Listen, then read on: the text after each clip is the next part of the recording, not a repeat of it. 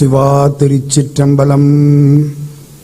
நம பார்வதி பதையே அரகர மகாதேவா. தென்னாடுடைய சிவனே போற்றி, எந்நாட்டவர்க்கும் இறைவா போற்றி. சரணமென்றடியில் வீழ்ந்து தாழ்ந்தெடும் அமரர்க்காக புறமிசை முறுவல் பூத்த புண்ணிய கடலில் தோன்றி திறமொரு சிலம்பை மேவும் சிதம்பர கணேசன் தாளை கரமலர் குவித்து வாழ்த்தி கடையனேன் உய்ந்தவாறே. வரம் கொண்ட உமை முளைப்பால் மணங்கொண்ட செவ்வாயும் பரங்கொண்ட களிமையிலும் 12 கண்மலரும் சிறங்கொண்ட மறையிறைஞ்சும் சேவடியும் செந்தூரன் கரம் கொண்ட வேலும் எந்தன் கண்ணை விட்டு நீங்காவே. நேசம் நிறைந்த உள்ளத்தால் நீளம் நிறைந்த மணிகண்டத்து ஈசன் அடியார் பெருமையினை எல்லா உயிரும் தொடையெடுத்து தேசமுய்ய திருத்தொண்ட தொகை முன்பணித்த திருவாளன் வாசமலர் மென்கடல் வணங்க வந்த பிறப்பை வணங்குவாம்.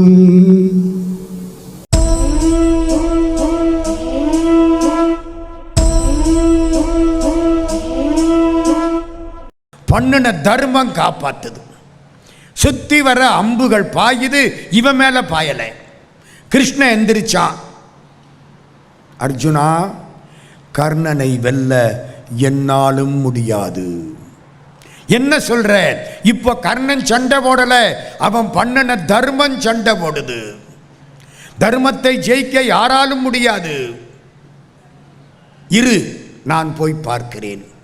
பிராமண வேஷம், கிருஷ்ண பரமாத்மா. கர்ணன் சாஞ்சு கிடக்கிறான். தேர் வேற இந்த நேரம் பார்த்து தேர் சக்கரம் பூமியில அழுந்திருச்சு. அந்த ஆள் கொடுத்த சாபம். மந்திரம் சொல்ல நினைக்கிறான், மந்திரம் மறந்து போச்சு. பரசுராமர் கொடுத்த சாபம்.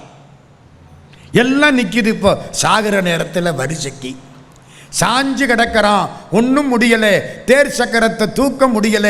பகவான் கிருஷ்ணன் அங்கிருந்து ஒரு சாதாரண அந்தணனா வந்து நிற்கிறான்.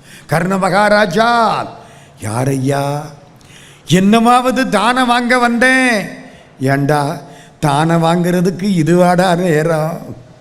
உடம்புக்குள்ளே உசிர் இருக்கா இல்லை உடம்பை விட்டுட்டு போயிடுச்சா அப்படின்னு தெரியல.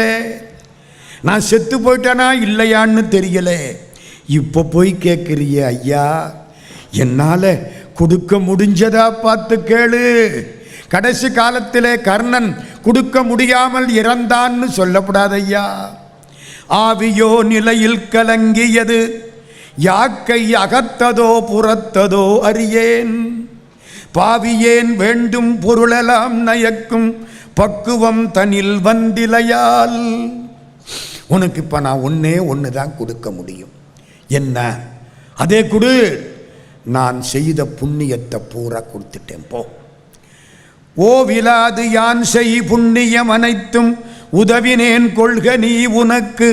பூவில் வாழ் அயனும் நிகரிலன் என்றால் புண்ணியம் இதனினும் பெரிதோ. பிரம்மாவை விட உனக்கு அதிக புண்ணியம். நான் இந்த புண்ணியத்தை பூரா கொடுத்துட்டேன், வாங்கிக்கோ. இந்தா. கத்தியை உருகிறான். குத்தி இருந்த அம்பை புடுங்கிறான். ரத்தம் கொப்பளிக்குது. எடுத்து கிருஷ்ணன் கையில் விட்டான். உடனே கிருஷ்ணனுக்கு இந்த புண்ணிய பலன் போய் சேர்ந்துச்சு. சேர்ந்த உடனே கிருஷ்ணன் வானளாவி நிற்கிறான். விஸ்வரூபம் காட்டுறான். 1வது நாள் போரில் அர்ஜுனனுக்கு காட்டப்பட்ட விஸ்வரூபம் 17வது நாள் போரில் கர்ணனுக்கு காட்டப்பட்டது. விஸ்வரூபம் எடுத்து நிற்கிறான். பகவானே, நீயா வந்தே? நான் யாரோன்னு நினைச்சிட்டனே.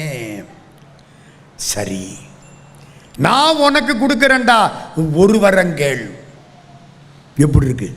வாங்க வந்தவன் கொடுக்கிறேங்கிறான். அவன் வாங்கத்தானே வந்தாம்மா. ஏன் தெரியுமா? இவன் ரத்தம் அவன் கையில் பட்டுருச்சு. பட்டுச்சா இல்லையா? எங்கள் ஊரில் ஒருத்தர் ஆக்சிடெண்ட் ஆயிடுச்சு. ஆக்சிடெண்ட் ஆன உடனே அடுத்த வீட்டுக்காரன் ரத்தம் கொடுத்தான். பொழைச்சிக்கிட்டார்.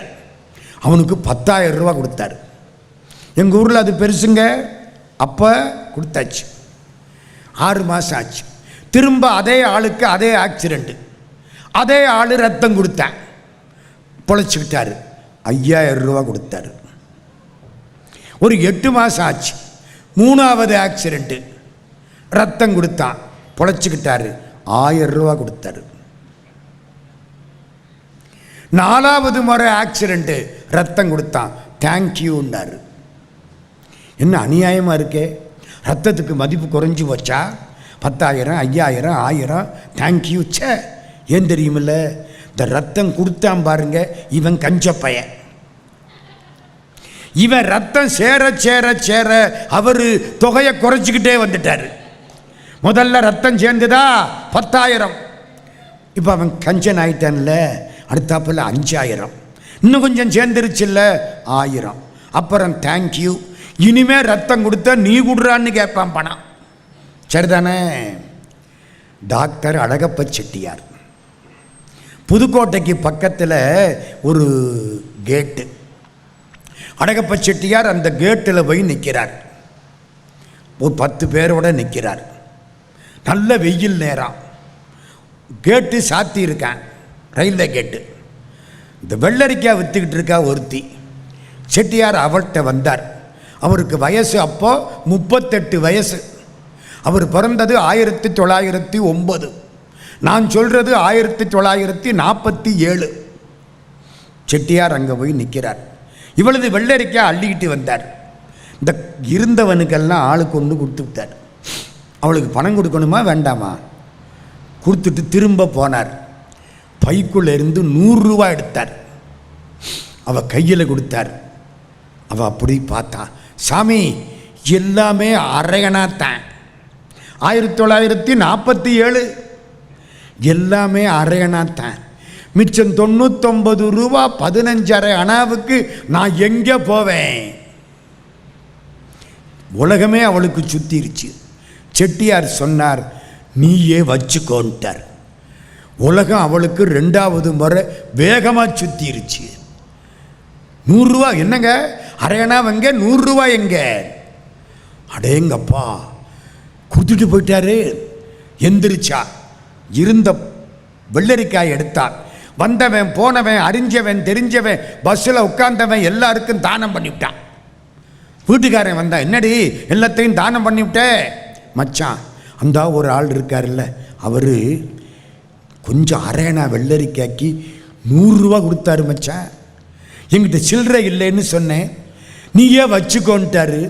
அந்த 100 ரூபாயை தொட்டனா எனக்கே எல்லாருக்கும் கொடுக்கணும்னு தோணி போச்சு மச்சான். வள்ளல் கையில் 100 ரூபா வாங்கினா வாங்கினவனுக்கு கொடுக்கணும்னு தோணுதா இல்லையா?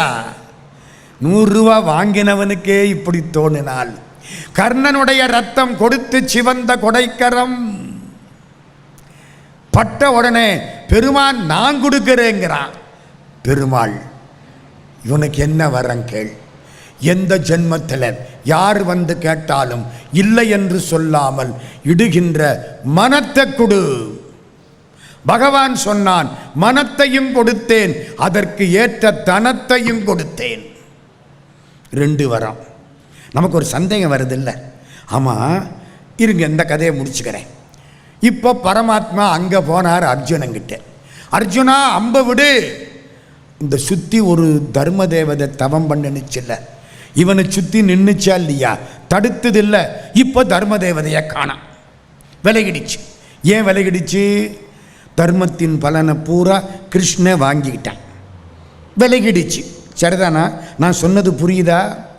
எனக்கு ஒரு சந்தேகம், என்னமோ சந்தேகம் எனக்குத்தான் வருது, கேட்குறவங்களுக்கு வராது.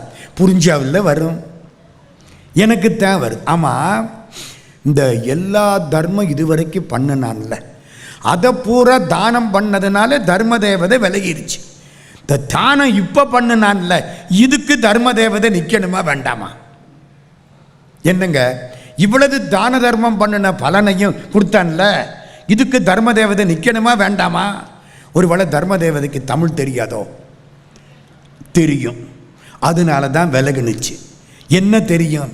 கர்ணன் சொன்னா, யான் செய் புண்ணியம் அனைத்தும் தந்தேன். செய் புண்ணியம்னா என்ன அர்த்தம்?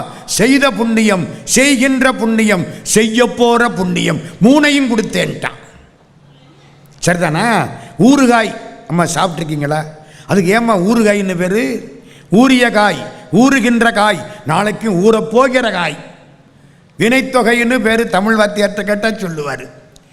செய் புண்ணியம், செய்த புண்ணியத்தை கொடுத்தேன், செய்கின்ற புண்ணியத்தை கொடுத்தேன், செய்ய போகிற புண்ணியத்தையும் கொடுத்தேன். எல்லாரும் பாராட்டினார்கள். அர்ஜுனன் பார்த்தான், அஞ்சரீகம் என்ற அற்புதமான அம்பை விடுகிறான். அதுக்குள்ள ஒரு இடம் நான் சொல்லணும். இந்த இவன் படுத்து கிடந்தான் பாருங்க, கிருஷ்ண பரமாத்மா காட்சி கொடுத்தார் பாருங்க. உடனே அழகான ஒரு பாட்டு, வான் பெற்ற நதி கமழ் தாழ் வணங்கப் பெற்றேன். பெருமானே, உன் திருவடியிலே நதி இருக்கிறது, கங்கை. அந்த திருவடியை வணங்கப் பெற்றேன். மதி பெற்ற திருவுளத்தால் மதிக்கப் பெற்றேன். தேன் பெற்ற துளாயலங்கள் களபமார்பும் திருப்புயமும் தை வந்து தீண்டப் பெற்றேன்.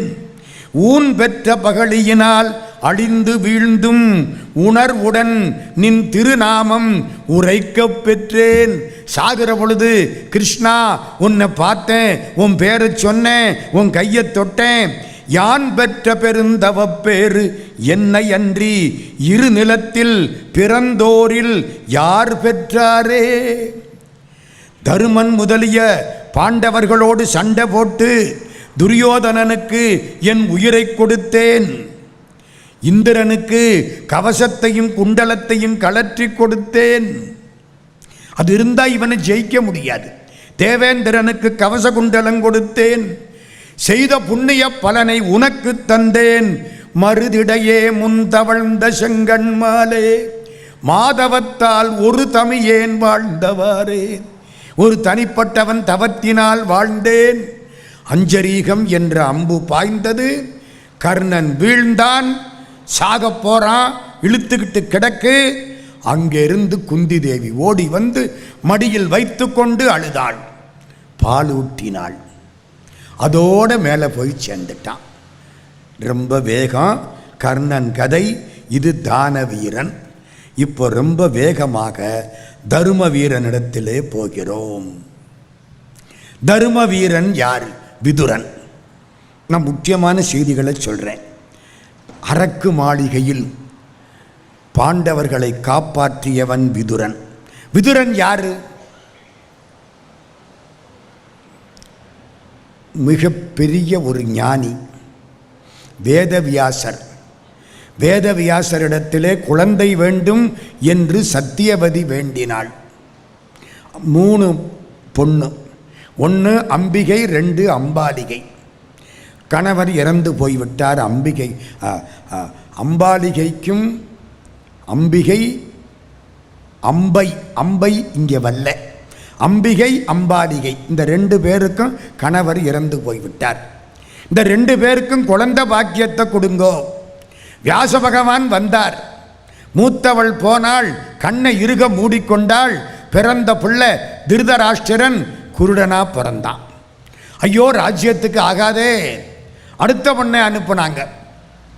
அவ வேர்த்து விறுவிறுத்து போனான். இந்த ஆள் உடம்பு முழுக்க முடி, கருப்பு நிறம், வியாசன். குழந்தை பிறந்தது, குஷ்டரோகி மாதிரி பிறந்தது. பணிப்பெண் ஒருத்தி இருந்தால் ரொம்ப கெட்டிக்காரி. அவளை அனுப்பினார்கள். வியாசன் மனமறிந்து நடந்து கொண்டாள். 2 பேரும் இன்பத்தின் உச்சியை ஒரே நேரத்தில் அடைவார்களேயானால் அப்பொழுது பிறக்கக்கூடிய குழந்தை மிக பெரிய ஞானியாக பிறப்பான். விதுரன் பிறந்தான். எவ்வளவு பெரிய செய்தியை, எவ்வளவு பெரிய காரியத்தில் வியாசர் வைத்திருக்கிறார். குழந்தை யாரு? பணிப்பெண்ணுக்கு பிறந்த குழந்தை. அதனால இவனை துரியோதன அடிக்கடி இவனை தாசி மகனேன்னு திட்டுவான். வைத்தறிச்சல். பணிப்பெண்ணுடைய பிள்ளை விதுரன் பரமஞானி. திருதராஷ்டிரன், பாண்டு, 3வது விதுரன். அரக்கு மாளிகைக்கு போன பொழுது காப்பாற்றியவன் விதுரன். முக்கியமான இடம் நான் சொல்லணும். சூதாட்டத்துக்கு அழைக்க போனவன் விதுரன். யாரு போனா தர்மராஜா வருவார், விதுரன் போய் கூப்பிட்டா வருவார். திருதராஷ்டிரன் விதுரனை கூப்பிட்டான், தம்பி நீ தான் போய் தர்மராஜாவை சூதுக்கு கூட்டிக்கிட்டு வா. ஐயோ, பாரத நாட்டில் நாசம் வர்றதுக்கு நானா துணை? பாரதர்தம் திருநாட்டில் நாசமெய்த பாவியேன் துணை புரியும் பான்மை என்னே. பாஞ்சாலி சபதம் பாரதி. என்ன போய் அனுப்புறியே நீ போ. பாஞ்சாலி சபதத்தில் இந்த வரி. பாண்டவர்கள்ட்ட போறான் விதுரன். சித்தப்பா எல்லாரும் கையெடுத்து கும்பிடுறாங்க. மகாராஜா உத்தரவு, நீ வந்து அங்கே மண்டபத்தை பார்க்க வேண்டும், தேவைப்படுமானால் சூதாடவும் வேண்டும். தருமன் யோசிக்கிறான், மாட்டேன்னு சொன்ன சண்டை வந்துடும். ஏன்னா முந்தானத்து ஒரு கனவு கண்டான். கனவுல எல்லாம் அழிகிற மாதிரி தோணுது. ஒருத்தர்கிட்ட கேட்டான், உன்னால் 18 அக்குரோனி சேனை அழியும்னு அந்த ஆளு சொல்லிவிட்டாரு. அழியக்கூடாது, நான் வர்றேன்ட்டான். மாட்டேன்னா தானே சண்டை. புறப்பட்டான், வந்தான், எல்லா விஷயமும் நடந்தது. அதில் ஒரு இடம், முக்கியமான இடம். பாஞ்சாலி தோற்கடிக்கப்பட்டாள். பாஞ்சாலியை கொண்டாந்து நிறுத்துறதுக்கு முன்னால துரியோதனை விதுரனை பார்க்குறான். சித்தப்பா பெரிய ஞானி விதுரரே, நீங்கள் போய் பாஞ்சாலியை விளக்குமாறு எடுத்து வந்து இந்த இடத்தை விளக்கச் சொல்லுங்கள். இவனே ஒரு விளக்கமாறு எடுத்து வந்து விளக்கச் சொல்லுங்கள். எப்படி நிமிந்தார் விதுரர். பாவி, இது தர்மமாகாது. தண்ணீர் என்று எண்ணிக்கொண்டு அக்னி திராவகத்தை குடிக்கிறாய். செய்யாதே. யமன் வீட்டு வாசலுக்கு வழி கேட்கிறாய். இந்த குலம் அழியும். பாஞ்சாலியை அழைக்காதே. முடியல. பாஞ்சாலி வந்தாள். சூதாட்டம் நடந்தது. எல்லாம் முடிஞ்சுது. 12 வருஷம் காட்டுக்கு போனாங்க. 1 வருஷம் அஞ்ஞாத வாசம். எல்லாம் முடிஞ்சுது. எல்லாம் முடிஞ்சு இங்கே வந்தாச்சு. தர்மராஜா ராஜ்யத்தை கொடுன்னு கேட்பார். திருதராஷ்டிரன் யோசிக்கிறான், என்ன செய்யலாம்? சஞ்சயா, நீ தூது போ. சஞ்சயன் யாரு? பரமஞானி. வியாச பகவானால் ஞானக்கண் தரப்பட்டவன். யுத்தம் நடக்கும். சஞ்சயா, நீ இங்கே இருந்து அதை பார்த்து திருதராஷ்டிரனுக்கு சொல். நம்ம டிவி பெட்டி மாதிரி சஞ்சயன். அங்கே நடக்கிற சண்டை இவனுக்கு தெரியும். அவ்வளவு பெரியவன். சஞ்சயா, நீ போ. சஞ்சயன் தூது போனான். என்ன சொன்னான் தெரியுமா? திருதராஷ்டிரர் உங்களிடத்திலே சொல்ல சொன்னார். என்ன? நீங்கள் தவநெறியை மேற்கொள்ளுங்கள். ராஜ்யத்தை கேட்காத, திரும்ப காட்டுக்கு போ. அதான் அர்த்தம். திரும்பினார்கள். கிருஷ்ணன் பதில் சொல்லுவான். கிருஷ்ணன் பதில் சொன்னான், அங்க போய் சொல், பாண்டவர்களுக்கு பகைவர்கள் எல்லாம் நெருப்பில் விழுந்த பஞ்சாவார்கள். போ. புரிஞ்சு போச்சு. உன் புள்ள பூரா பஞ்சு, இந்த பாண்டவர்கள் நெருப்பு. சஞ்சயன் விழுந்தடிச்சு ஓடியாந்துட்டான். இங்கே வந்தானா, திருதராஷ்டிரன் தவிச்சுக்கிட்டு இருந்தானா, என்ன சொன்னான் தெரியுமில்ல? போனேன், இதை சொன்னான், பாண்டவர்கள் எல்லாம் நெருப்பு, கௌரவர்கள் பஞ்சு. நான் மிச்ச கதை நாளைக்கு சபையில் சொல்லுவேன் அப்படின்ட்டு போயிட்டான். இவனுக்கு ராத்திரி தூக்கம் வருமா? திருதராஷ்டிரன் தவிக்கிறான். தூக்கம் வரல. தூக்கம் வரல என்ன உடனே விதுரனை கூப்பிடு. விதுரன் புறப்பட்டான். விதுரன் அங்கேருந்து வர்றான். விதுரனை பார்க்குறான். விதுரா, எனக்கு கஷ்டம் வர்ற பொழுதெல்லாம் நீ தான் நல்ல அறிவுரை சொல்லுவே. இப்போ ரொம்ப கஷ்டமாக இருக்கு. அவங்க 13 வருஷம் கழிச்சுட்டு வந்துட்டாங்க. வரமாட்டான்னு நினைச்சான். அதுலேயும் அர்ஜுனன் வீரத்தோட வந்திருக்கான். நிவாத கவசர், காலகேயர் எல்லாரையும் ஜெயிச்சுட்டான். பாசுபதம் வேற வாங்கிட்டான். போன பொழுது எப்படி போனானோ வர்ற பொழுது பரம வீரனா வர்றான். என் பிள்ளைகளுக்கு என்ன ஆகுமோ எனக்கு தெரியல. விதுரா, எனக்கு ஒன்றும் புரியல. எப்படியாவது என் மனப்புண்ணை ஆற்று. விதுரன் பேச ஆரம்பித்தான். இதுக்கு பேரு விதுர நீதி. 20 செய்தி அதில் இருக்கு. வேகமாக போகிறேன். யார் பேசுகிறா? தம்பி விதுரன். யார்கிட்ட? கண்ணு தெரியாத அண்ணன் திருதராஷ்டிரங்கிட்ட பேசுகிறான். விதுர நீதி என்பது அற்புதமான ஒரு பகுதி. அதை தெளிவாக போட்டிருக்காங்க. விதுர நீதி இன்றைக்கு பேசப்படும்னு. அண்ணா, கத்தியால் வெட்டிய புண் ஆறும், கடுஞ்சொல்லால் உண்டான புண் ஆறாது. பாஞ்சாலி கண்ணீர் இந்த குலத்தை அழிக்கும். பொறாமைக்காரனிடத்திலே செல்வம் இருக்காது. இம்சை செய்பவனிடத்திலே நண்பன் இருக்க மாட்டான். குரூர புத்தி உள்ளவனிடத்திலே மனைவி தங்க மாட்டாள். சுகிப்பவனுக்கு வித்தை இருக்காது. புரியுதா? சுகிப்பவன்னா என்ன அர்த்தம்? சந்தோஷமாக வேலைக்கு சாப்பிட்டுக்கிட்டு வசதியாக இருக்கான் பாருங்க, இவனுக்கு ஒரு காலம் வித்தை வராது. உடம்பை வருத்தி கொண்டால்தான் வித்தை வரும். வேலைக்கு சாப்பிட்டு காலையில் ஒன்று, மத்தியானம் ஒன்று, சாயங்காலம் ஒன்று. 180 கிலோ ஒரு ஆள் டாக்டர்கிட்ட போனாராம். டாக்டர் இப்படி பார்த்தாராம், 2 சப்பாத்தி சாப்பிடுங்கன்னாராம். இவன் சாப்பாட்டுக்கு முன்னாலேயா பின்னாலேயான்னா, நீ ஒரு கால் உருப்பட மாட்டேன்ட்டாரு. எங்கே ஆகிறது? உடம்ப வருத்தனத்தானே. சுகிப்பவனுக்கு வித்தை இருக்காது. காமம் அதிகமானவனுக்கு வெட்கம் இருக்காது. சோம்பேறிக்கு செல்வம் இருக்காது. ஒன்ன மாதிரி உறுதி இல்லாதவனுக்கு ஒன்றுமே இருக்காது அண்ணா. இவன் உறுதி இல்லாமல் தானே உட்கார்ந்துருக்கான் திருதராஷ்டிரன். அண்ணா, அறிவு, குடிப்பிறப்பு, அடக்கம், கல்வி, ஆற்றல், மிதமான பேச்சு, தகுதிக்கேற்ற மாதிரி தானம், நன்றி அறிதல் என்ற 8 குணங்களும் மனிதனுக்கு ஒளி கொடுக்கும். இந்த 8 குணங்களும் வேண்டும். பெரியோர்கள் இல்லாத இடம் சபையாகாது. தர்மத்தை சொல்லாதவர்கள் பெரியவர்கள் அல்ல. சத்தியம் இல்லாத சொல் தர்மமாகாது. உன்னை சுத்தி இருக்கக்கூடியவர்களுடைய கபடமான வார்த்தை சத்தியம் அல்ல அண்ணா. இந்த சுத்தி இருக்கவன் பூரா உன்னை கெடுக்கிறான். சத்தியம், வினயம், அத்தியனம், வேத அத்தியனம்னு சொல்லுவாங்க. வேதத்தை விடாம சொல்றது. சத்தியம், வினயம், அத்தியனம், தெய்வ உபாசனை, குலத்துக்கேற்ற செயல், ஒழுக்கம், ஆற்றல், செல்வம், வீரம், யுக்தியுடன் கூடிய சொல், இவைதான் சொர்க்கத்துக்கு காரணங்கள்.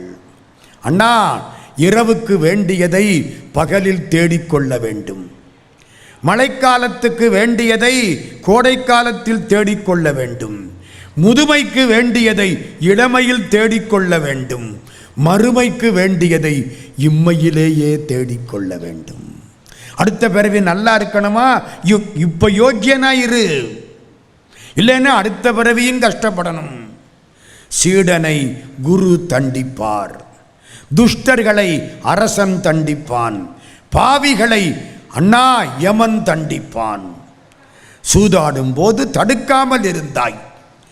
துரியோதனன், கண்ணன், சகுனி, துரியோதனன், கர்ணன், சகுனி, துச்சாதனன் இவர்களிடத்திலே அதிகாரத்தை தந்தால் அண்ணா நீ எப்படி சுகப்படுவாய்?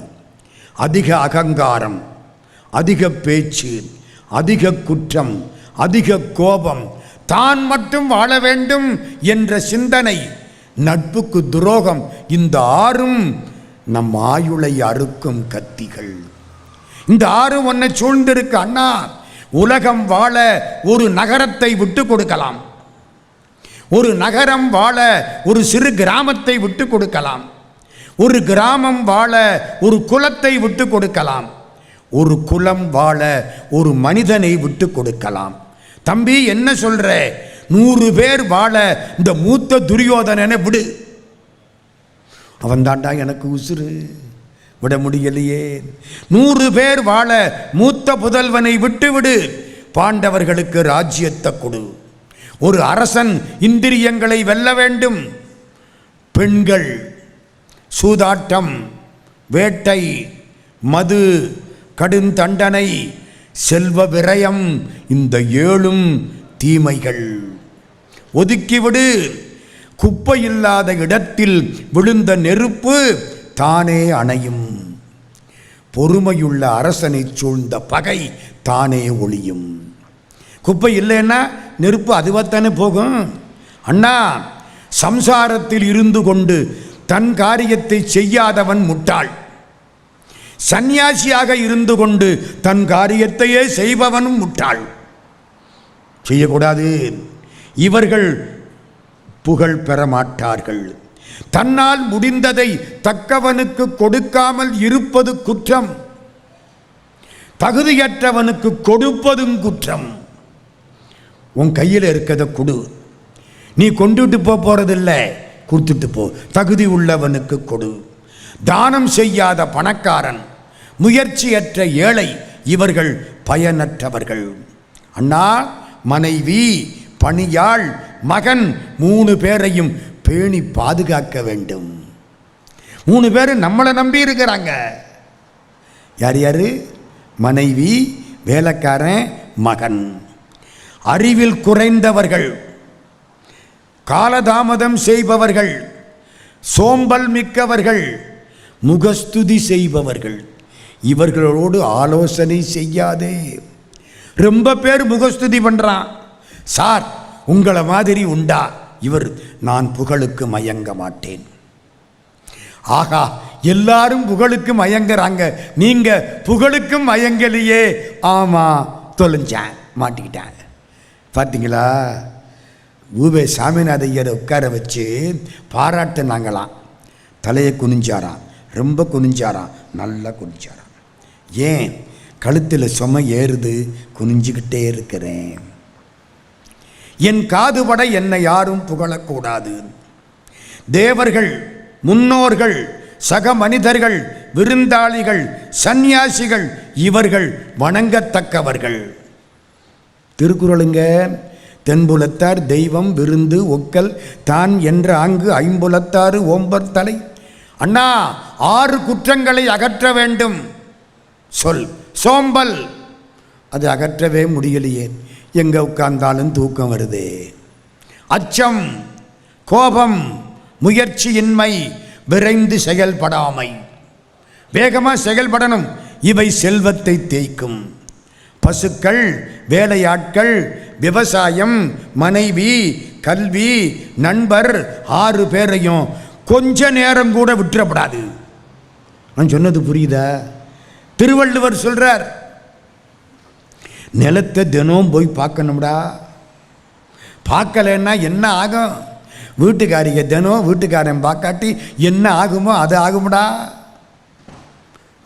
யாரு? திருவள்ளுவர்.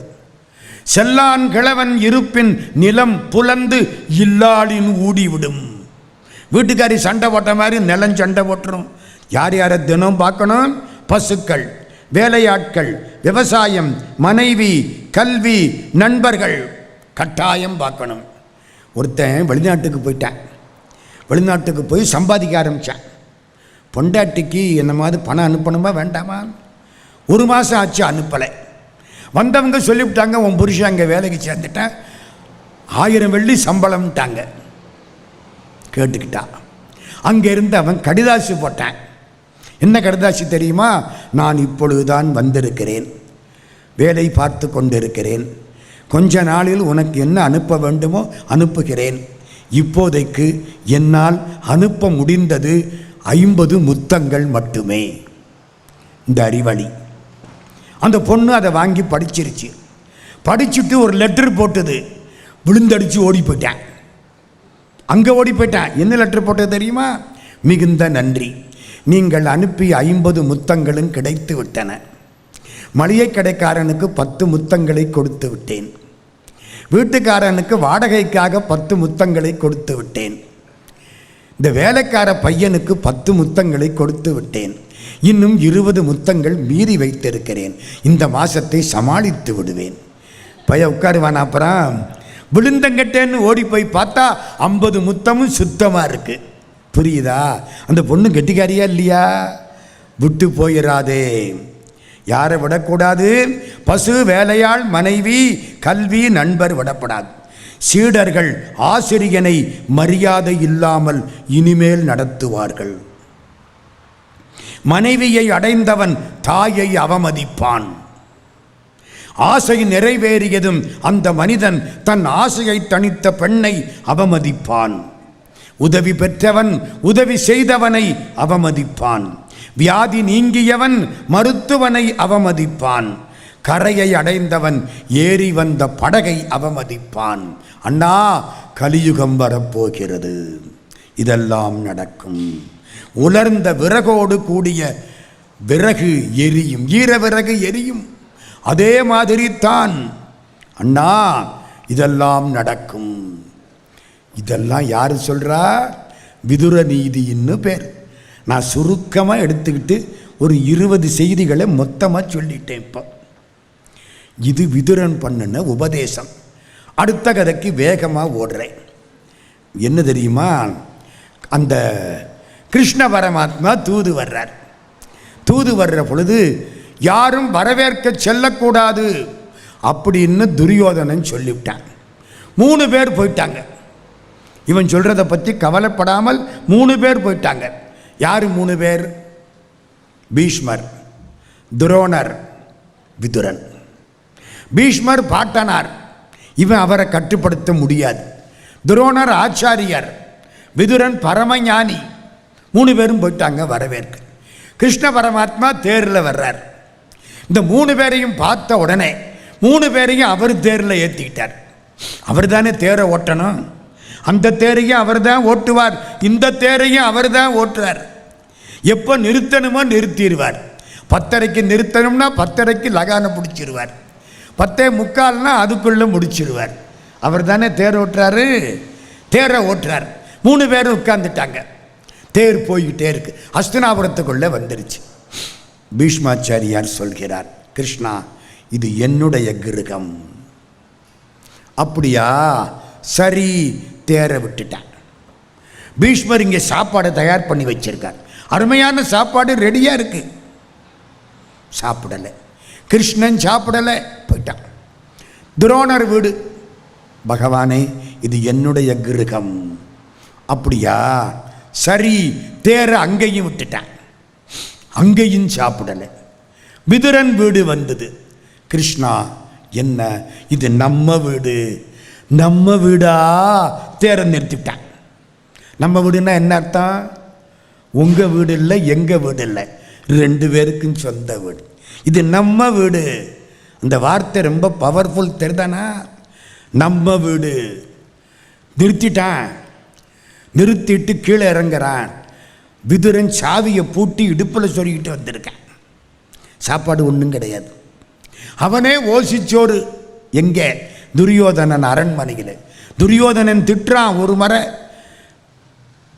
என்ன? ஆமாம், அது அழகான வரி. நன்றி கட்ட விதுரா, சிறிதும் நாணமற்ற விதுரா, தின்ற உப்பினுக்கே கேடு செய்ய எண்ணும் விதுரா, ஐவருக்கு நெஞ்சும் எங்கள் அரமனைக்கு வயிறும் தெய்வம் அன்று உனக்கே விதுரா செய்து விட்டதேயோ. 5 பேருக்கு மனசு, எங்க அரமனைக்கு வயிறு. இந்த பாண்டவர்கள் பால் உனக்கு இரக்கம். சாப்பிட்றதுக்கு மட்டும் இங்கே வந்து வேளா விலைக்கு கொட்டிக்கிட்டு போகிறேன். அதே அதுக்கு அர்த்தம். அது மாதிரி ஓசி சாப்பாடு. கதவை திறக்கிறான். உள்ளே போய் உட்கார்ந்தாச்சு. கிருஷ்ணன் சொல்கிறான், பசிக்குது. பீஷ்மர், அட கடவுளே, நம்ம விட்டுட்டு இங்கே வந்துட்டானே. துரோணர், அவ்வளவு சாப்பாடு இருக்க, பிராமணால் சாப்பாடு, அருமையான சாப்பாடு, விட்டுட்டானே. விதுரா, ரொம்ப பசிக்குது. விதுரன் பார்க்குறான். ஒரு வாழைத்தாறு தொங்குது, வாழைப்பழம், 120 வாழைப்பழம் எடுத்தான், உரிச்சான், கிருஷ்ணருக்கு ஊட்ட ஆரம்பிச்சான். 1, 2, 5, 6, 10, 20, 30, 40 பழம் ஊட்டியாச்சு. அவன் ஊட்டிக்கிட்டே இருக்கான், இவன் தின்னுக்கிட்டே இருக்கான். ஒரு லிமிட்டு கிடையாது. பீஷ்மர் பார்த்தார், துரோணர் பார்த்தார், காலில் விழுந்துட்டாங்க. விதுரனுக்கு ஒன்றும் புரியலை. என்னடா பெரியவங்க காலில் விழுந்துட்டாங்க? பார்த்தா உரிச்சு உரிச்சு உரிச்சு தோலா ஊட்டியிருக்கேன். சொலைய பூரா கீழே போட்டிருக்கேன். எங்க தோலை கீழே போட்டு இல்லை, சொலைய ஊட்டணும். நான் என்ன மாடா தோலை ஊட்டுறதுக்கு? இந்த கிருஷ்ணன் கேட்கணுமா வேண்டாமா? அவனுக்கும் தெரியல, இவனுக்கும் தெரியல. அவன் என்ன தோலை ஊட்டினானா சொலைய ஊட்டினானா? அவன் அன்பையில் ஊட்டினா. அன்போட தோலை கொடுத்தா கூட அது சொலைக்கு சமானம் ஐயா. அன்பு இல்லாமல் சொலைய கொடுத்தா கூட அது தோலுக்கு சமானம். காலில் விழுந்துட்டாங்களாம் பீஷ்மரும் துரோணரும். விதுரன் வீட்டில் தங்கிட்டான். அன்னைக்கு பெரிய ஆச்சரியம். விதுரன் வீட்டில் எம்பெருமான் தங்குகிறார். எவ்வளவு ஆச்சரியம்! விதுரனுக்கு சந்தோஷம். இது என்ன பார்க்கடலா, ஆளிலையா, என் வீட்டில் தங்குறீர். முன்னமே துயின்றருள் முது பயோததியோ. பயோததின்னா பார்க்கடல். பன்னகாதிப பாயலோ, பாம்பு படுக்கை. பச்சை ஆளிலையோ, இது நீ இருக்கிற ஆளிலையா. சொன்ன நால் வகை சுருதியோ, இது என்ன வேதமா. கருதி நீ எய்தற்கு என்ன மாதவம் செய்தது இச்சிறுகுடில் என்றான். என்ன மாதவம் செய்தது, என்ன மாத்தவன் செய்தது, என்ன மாத்தவன் செய்தது, எப்படி வேணாலும் வச்சுக்கலாம். இந்த வீடு என்ன தவம் செய்தது. விதுரன் அழுதான். 1938 காரைக்குடிக்கு பக்கத்தில் செட்டி நாட்டில் அமராவதி புதூர்னு ஒரு சின்ன ஊர். ஐயா கேள்விப்பட்டிருக்கீங்களா? ஒரு சின்ன ஊர் அமராவதி புதூர். ஒரு 500 குடும்பம் தான் இருக்கும். மகாத்மா காந்தி அங்கே வந்துட்டார். எப்படி இருக்கும்? அந்த ஊரில் தமிழ் கடல் ராய சொக்கலிங்கனார்னு ஒரு பெரும் தமிழறிஞர். காந்தி பக்தர் இல்லை, காந்தி பித்தர். காந்தி மேலே பிள்ளைத்தமிழ் பாடியவர், காந்தி காதை பாடியவர், காந்தி மேலே ஆயிரக்கணக்கில் பாடியவர். இவரை பற்றி காந்திக்கு தெரிஞ்சுதான். காந்தி கடுதாசி போட்டாராம். சொக்கலிங்கம் கேட்குறார், என் வீட்டுக்கு வருவீங்களா? வர்றேன். அமராவதி புதூரில் ராய சொக்கலிங்கனார் வீட்டுக்கு மகாத்மா காந்தி வந்துட்டார். சொக்கலிங்கனார் சொல்றார், முன்னமே துயின்றருள் முது பயோததியோ. இது என்ன பார்க்கடலா, இது என்ன பச்சை ஆளிலையா, இது என்ன வேதமா, என்ன மாதவம் செய்தது இச்சிறுகுடில் என்றான். இந்த பாட்டை எடுத்து காந்திக்கு விளக்கம் கொடுத்திருக்கார். இப்போ நான் சொன்ன பாட்டு வில்லிபுத்தூர் ஆழ்வார் பாடின பாட்டு. நான் ரொம்ப பாட்டு சொல்லலை, இப்போ நேரம் இல்லைன்னு இந்த பாட்டை சொல்லியிருக்கார். காந்திக்கு கண்ணீர் வந்துடுச்சு. எளிமையின் சிகரம். கிருஷ்ணா, நீ என் வீட்டுக்கு வரணும்னா நான் எவ்வளவு உயர்ந்தவனாய் இருக்கணும், நீ எவ்வளவு உயர்ந்தவனாய் இருக்கணும். டிஎஸ் ராஜன்னு ஒருத்தர், சௌரிராஜன், லண்டனில் இருக்கார். மகாத்மா காந்தி லண்டனுக்கு போனார். வட்டமேஜை மகாநாடு தோத்து போச்சு. மகாத்மா காந்தியை டிஎஸ் ராஜன் சாப்பாட்டுக்கு கூப்பிட்டார். திருச்சி சௌரிராஜன் தமிழாளு சாப்பாட்டுக்கு கூப்பிட்டார். காந்தி நாளைக்கு மத்தியானம் 1 மணிக்கு வாரேன்ட்டார். சௌரிராஜன் 50 பேருக்கு சாப்பாடு தயார் பண்ணிட்டார். எல்லாம் தமிழ் சாப்பாடு. நம்ம சாம்பார், நம்ம ரசம், மோர் குழம்பு, எல்லாம் வடை பாயாசம் வச்சுட்டார். 12:55 காந்தியை காணோம். 12:58 காந்தியை காணோம். 1 மணிக்கு சரியாக வருவார், காணோம். சௌரிராஜனுக்கு கையும் ஓடலை, காலும் ஓடலை. சமையல் முடிஞ்சிருச்சா பார்க்கலாம். ராமகிருஷ்ண ஐயர், சமையல் முடிஞ்சிருச்சா? முடிஞ்சிருச்சு. என்ன இழுக்கிறீங்க? இந்த கத்திரிக்காய் சாம்பார் வைக்கணும். நறுக்க நான் ஒருத்தன் கையை நறுக்கிக்கிட்டேன், ஆஸ்பத்திரி அனுப்பிச்சி விட்டேன். தெருவில் போய் பார்த்தேன், ஒரு ஆள் வேட்டியும் துண்டும் போட்டுக்கிட்டு போனார். உங்களுக்கு காய்கறி நறுக்க தெரியுமான்னு கேட்டேன். தெரியுமுன்னாரு. கூப்பிட்டேன், உட்கார வச்சிருக்கேன். சும்மா சொல்லப்படாது, நல்லாவே நறுக்கிறாரு. அம்மா புரிஞ்சிருச்சாம்மா?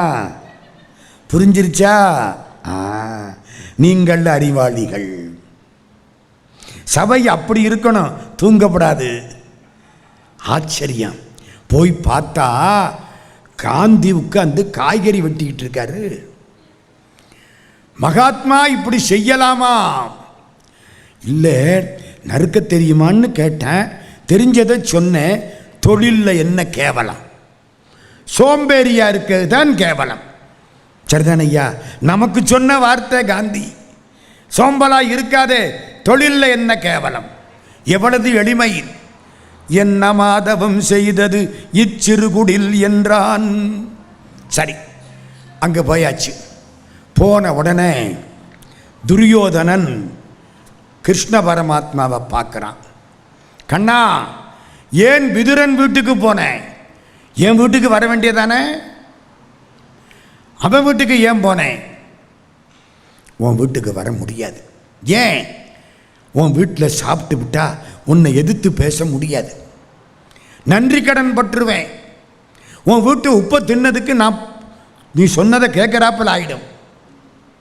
அதனால தான் அங்கே போய் தங்கினேன். விதுரனை பார்த்தான். நீ தாசி மகன், அதனால தான் இந்த கிருஷ்ணனுக்கு சோறு போட்டிருக்க. அவன் கொந்தளிச்சிட்டான். சபையில் இத்தனை பேரையும் வச்சுக்கிட்டு தாயை திட்டினால் எந்த மகன் தாங்குவான்? துரியோதனா, நீ சொன்ன வார்த்தைக்கு உன் தலையை வெட்டுவேன். என்னால் அது முடியும், யாரும் தடுக்க முடியாது. ஆனால் கௌரவ வம்சத்தில், குரு வம்சத்தில் ஒரு சித்தப்பன் அண்ணன் மகனுடைய தலையை வெட்டினான் என்று உலகம் படிக்கும். அதனால் நீ தப்பித்தாய். முட்டாளே, அறம் வெல்லும், பாவம் தோற்கும், போர் வரும், நீ அழிவாய். நான் போரில் பங்கேற்க மாட்டேன். நான் பங்கேற்றால் நீ அப்பொழுதும் நான் பாண்டவர் பக்கம்தான் சண்டை போடுகிறேன் என்று சொல்லுவாய். அதனால் நான் போருக்கு வரமாட்டேன், தீர்த்த யாத்திரை போகிறேன். இந்த வில்லு இருந்தாத்தானே சண்டை. பெரிய வில். விதுரன் வில்ல முறிச்சு தூக்கி போட்டான். பீஷ்மர் சொன்னார், துரியோதனா, உன் தலையில் மண்ணை வாரி போட்டு கொண்டு விட்டாய். அர்ஜுனனுடைய வில் பிரம்மவில், விதுரனுடைய வில் விஷ்ணுவில். விதுரன் கையில் வில் இருக்கிற வரைக்கும் யாரும் ஜெயிக்க முடியாது. அவசரப்பட்டு பாவி சபையில் அவனை திட்டிவிட்டியே, முறிச்சு விட்டானே, போச்சு. விதுரர் தீர்த்த யாத்திரை போயிட்டார். அவர் மட்டும் இருந்திருந்தால் யாரும் ஜெயிக்க முடியாது. கிருஷ்ண பரமாத்மா நினச்சிக்கிட்டார், தூது வந்து விதுர வீட்டில் உட்கார்ந்தது வெரி குட் ஐடியா. ஆமாங்க, அவன் பண்ண ஒவ்வொரு காரியத்துக்கும் காரணம் உண்டு. இல்லாட்டி அங்கே போய் தங்குவானா? கிருஷ்ணன் தூது மாதிரி செயல் கிடையாது. நாளைக்கு மிச்ச கதையை சொல்கிறேன். கிருஷ்ணன் தூது இன்னொரு பகுதி இருக்குது, அதையெல்லாம் நாளைக்கு சொல்கிறேன். எல்லாம் முடிஞ்சது. சண்டை முடிஞ்சதுக்கப்புறம் விதுரன் வருகிறான். எல்லாம் முடிஞ்சு போச்சு. எல்லாரும் இறந்து போயிட்டாங்க. இங்கே நம்முடைய திருதராஷ்டிரன் அழுது கொண்டிருக்கிறான். தர்மராஜாவுக்கு பட்டாபிஷேகம் பண்ணியாச்சு. விதுரன் வருகிறான். திருதராஷ்டிரனை பார்க்கிறான். அண்ணா, எல்லாம் முடிஞ்சு போச்சே. புதல்வர்களை இழந்த திருதராஷ்டிரன், அண்ணா நான் சொல்றத இப்பவாவது கேளு. விதுர, நீதி வீணா போச்சு, நீ கேட்கல. இப்போ நான் சொல்வதை கேள். போர் புரியாவிட்டாலும் வேறு வழியில் மரணம் வந்துதான் தீரும். பிள்ளைகள் இறந்ததை பற்றி கவலைப்படாதே, இறந்தவர்களை குறித்து கவலைப்படாதே. நாமும் ஒரு நாளைக்கு இறக்கத்தான் போகிறோம். போரில் மாண்டவர்கள் மேலுலகடைந்தார்கள். காலம் எல்லாவற்றையும் உண்ணுகிறது. வினை பயன் முளைக்காமல் விடாது. அண்ணா, பழைய உடையை களைவது மரணம். அண்ணா, ஒரு பெரியவன் ஒருவன் கஷ்டப்படுகிறான், அவனுக்கு உதவி செய்யலாமா? யாருப்பா கஷ்டப்படுறான்? ஒருவன், ஒரு அந்தணன் நகரை நோக்கி புறப்பட்டான். காட்டு வழியாக வந்தான். விலங்குகள் துரத்தின. விலங்குகளுக்கு பயந்தான். புலி துரத்தியது. தாண்டினான். அழகிய பெண்ணை பார்த்தான். புலிக்கு பயந்தான். மரத்தின் மேல் ஏறினான். கிணத்தில் விழுந்து விட்டான். கிணத்துக்குள்ள பார்த்தா ஒரு பாம்பு படம் எடுத்துக்கிட்டு நிற்குது. விழுந்திடப்படாதேன்னு 2 கொடிகளை பிடிச்சான். கொடியில் தொங்கிக்கிட்டு இருக்கான். மேலே இருந்து ஒரு யானை தும்பிக்கையை நீட்டுது இவனை பிடிக்கிறதுக்கு. கீழே ஒரு பாம்பு விழுந்தின்னா நான் ரெடி, நீ ரெடியான்னு கேட்குது. என்ன பண்ணுவான்? இந்த 2 குச்சி, அதாவது 2 கொடி கொடியை பிடிச்சிக்கிட்டு தொங்குறான். இப்படி பார்க்குறான், இந்த கொடியை ஒரு கருப்பு எலியும் அந்த கொடியை ஒரு வெள்ளை எலியும் மாற்றி மாற்றி கடிக்குது. பூரா கடிச்சா என்னாகும்? விழுந்து கருணாகம் கொத்திவிடும். எவ்வளவு கஷ்டம் அந்த மனுஷனுக்கு. இப்படி பார்க்குறான், நாக்க நீட்டுனா மேலே ஒரு தேன் அடை, அங்கே இருந்து கொஞ்சம் தேன் சொட்டியது, நாக்கில் தேன் சொட்டியது. ஆகா, இந்த வாழ்க்கை இன்பம்னு நினைச்சேன். இவ்வளவு கஷ்டத்துக்குள்ள அதான் மனிதனுடைய வாழ்க்கை. அண்ணா, அந்தணன் நகரை நோக்கி புறப்பட்டானே. எந்த நகரம்? முத்தி நகரம். காட்டுக்குள் புகுந்தானே. எது காடு? உலக காடு. விலங்குகளால் விரட்டப்பட்டானே. அதுதான் அண்ணா நோய்கள். பெரிய புலி துரத்தியது, காலதூதன் யமன். அழகிய பெண்ணை கண்டான், அதுதான் உலக இன்பம். மரத்தின மேலே ஏறி விழுந்தானே, அதுதான் சம்சார சாகரம். கொடிகளை பற்றினானே, பந்தபாச கொடிகள். ஒரு யானை மேலே இருந்து தும்பிக்கையால் துளாவியதே, அதுதான் வருஷம் மாசம் தேதி காலம். கீழே கருணாகம், அதுதான் காலபாசம். செடிகள் கொடிகள், கருப்பெலி வெள்ளை எலி, இரவும் பகலும். ஒரு ராத்திரி போனால் நம்ம யமனுக்கு பக்கத்தில் போனதா அர்த்தம். ஒரு கேலண்டரை கிழிச்சா நம்ம வாழ்க்கையில் ஒரு நாள் கிளிபட்டு போச்சுன்னு அர்த்தம். கேலண்டராக கிளிபட்டுது, நம்ம கதையில் ஒரு நாள் முடிஞ்சு போச்சு. நாக்கில் தேன் பட்டுதே, இதுதான் மகிழ்ச்சி. அண்ணா புறப்படு, நாம் தவம் செய்வோம். காந்தாரி, குந்தி தேவி, திருதராஷ்டிரன், விதுரன் எல்லோரும் காட்டுக்கு போய் தவம் செய்தார்கள். காட்டு தீயில் இறந்து போனார்கள். இவனுக்கு பெயர் தரும வீரன், அவனுக்கு பெயர் தான வீரன். 2 கடல்கள். இந்த பனித்துளி அந்த கடல்களை காட்டி இருக்கிறது. பனித்துளியினால எவ்வளவு காட்ட முடியுமோ அதைத்தானே பனித்துளி காட்ட முடியும். பனித்துளி உங்களை வணங்குகிறது. தான வீரன், தர்ம வீரன், அதுக்குள்ளே விதுர நீதி. எல்லாம் நம்ம ராமகிருஷ்ண ஹெக்டே பண்ணின வேலை. விதுர நீதிக்கு நாம் பட்ட பாடு, நாய் பட்ட பாடு. எங்கெங்கையோ தேடி எடுத்து அவர் ஆங்கிலத்தில் கொடுத்து, நான் அதை தமிழாக்கி, அப்புறம் தமிழில் வாரியார் சுவாமி 3/4 பக்கம் எழுதினதை எடுத்து எல்லாம் தொகுத்து, கிட்டத்தட்ட நான் நேத்தில் முந்தானத்தில் இருந்து இன்னைக்கு வரைக்கும் 48 மணி நேரம் விதுரனோடு வாழ்ந்திருக்கிறேன். கேட்ட பெருமக்களுக்கெல்லாம் நன்றி. நாளைக்கு துரியோதனனும் சகுனியும், நாளானைக்கு பாஞ்சாலி பராசக்தி, நாளானைக்கு எல்லாரும் கட்டாயம் வரணும். பாஞ்சாலியை வச்சு கும்பிடுறோமா இல்லையா? அவளை பற்றி நினைக்கணும், அவளை பற்றி பேசணும், அவளை பற்றி தெரிஞ்சுக்கணும். சும்மா கும்பிட்டு புண்ணியம் இல்லை, தெரிஞ்சு கும்பிட்டா கண்ணீர் வரும், மனசு கடவுள்கிட்ட போகும். இல்லைன்னா போகாது. கூட்டத்தோட கூட்டமாக நம்மளும் போய் ஆடிட்டு போயிடுவோம். மனசு போகணும். தீ மிதிக்கிற பொழுது நாம் ஒரு பாஞ்சாலின்னு நினச்சிக்கணும். அதை அன்னைக்கு சொல்கிறேன். தீ மிதிக்கு என்ன பேர் என்னங்கிறத நாளானைக்கு பார்ப்போம்.